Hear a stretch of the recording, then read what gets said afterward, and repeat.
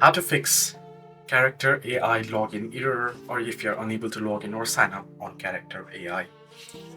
Hello everybody, welcome back to the channel. In this video today, I'll guide you through the steps on how you can fix character AI can't log in or sign up error. Well, if you're having trouble logging into or signing up for character AI in 2025, try clearing your browser or your app cache cookies, ensuring you are using the correct login method, new or legacy, and attempting a password reset if necessary.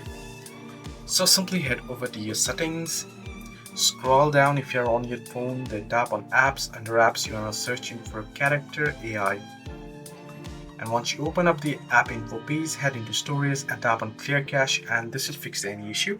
You also want to make sure that you're updated to the latest version. Head over to your Play Store or App Store and searching for character AI app if you're using the app, and make sure you are updated to the latest version. You also want to check your login method. If necessary, reset your password. If your email is used by a social provider, Google or Apple or Facebook or Discord for legacy login, try logging in with that provider. If you're still experiencing issues, check to see if there are any reported outages for character AI. You might want to wait for some time and try logging in back later. Hope this video was helpful. Do like and subscribe.